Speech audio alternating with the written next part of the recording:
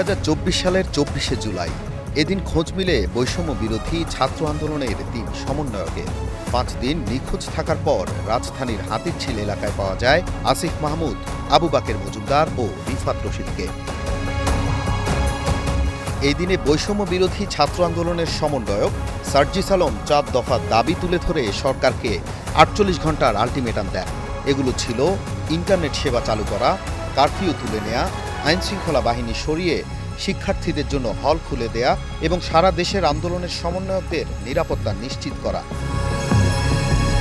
কোটা সংস্কার আন্দোলনের প্রতি সংহতি জানিয়ে সংযুক্ত আরব আমিরাতে বিক্ষোভ করায় ২৪শে জুলাই ৫৭ জন বাংলাদেশিকে বিভিন্ন মেয়াদে কারাদণ্ড দেন দেশটির একটি আদালত।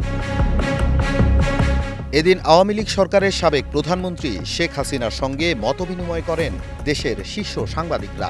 নির্বাহী আদেশে ৩ দিন সাধারণ ছুটির পর অফিস খোলে ২৪শে জুলাই।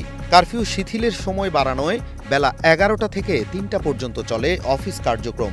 একই সঙ্গে রপ্তানিমুখী পোশাক কারখানাগুলো খুলে দেওয়ার সিদ্ধান্ত নেওয়া হয়।